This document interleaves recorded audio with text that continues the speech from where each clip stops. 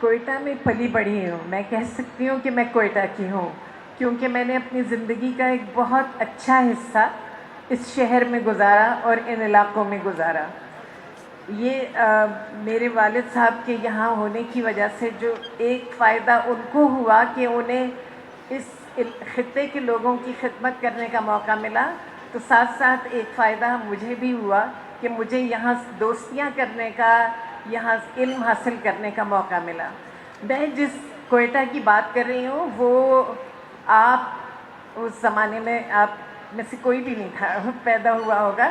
یہ 1962 کی بات ہے، سن 62 کی بات ہے کہ جب میرے والد صاحب یہاں پر آئے تھے، کالج میں پرنسپل تھے، اور میں نے اور میری بہن نے یہاں پہ لڑکیوں کا جو کالج کنٹونمنٹ میں اب بھی ہے، اور خدا رکھے اس کالج کو، بہت اچھا کالج ہے، تو اس کالج میں آ کے داخلہ لیا تھا. 2nd year 3rd year 4th year یہاں سے پڑھا تھا.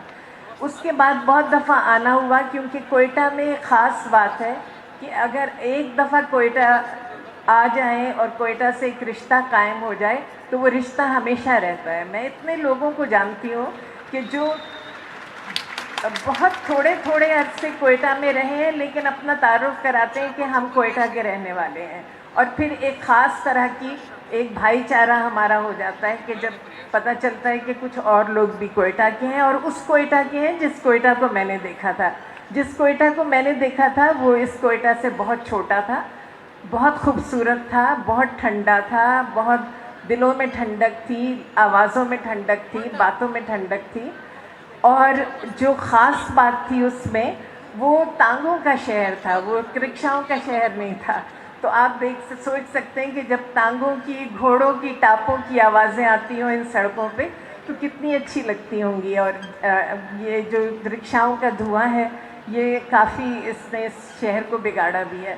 لیکن آج ہم یہاں پر بیٹھے ہوئے ہیں PLF کے افتتاح میں، تو میں وہاں آپ سب کو یاد دلانا چاہتی ہوں. آپ اپنے بزرگوں سے پوچھیے گا کہ کوئٹہ میں اس زمانے میں ایک جشن کوئٹہ ہوتا تھا جو پورے اگست کے مہینے ہوتا تھا. اگست کی 1 تاریخ سے اگست کی 31 تاریخ تک جشن کوئٹہ ہوتا تھا. اس کا پورا جو پروگرام تھا وہ گھر گھر میں پتہ ہوتا تھا کہ آج کیا پروگرام ہے اور کل کیا پروگرام ہے.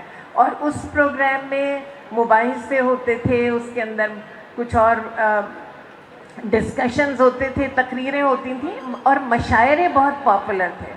مشاعرے مجھے یہاں آتے ہی مشاعرے یاد آتے ہیں. گل خان میں تھے، پھر اس کا منظوم اردو ترجمہ بھی کرتے تھے، اور اردو بھی ان کی اتنی خوبصورت تھی جتنی ان کی بلوچی زبان خوبصورت تھی.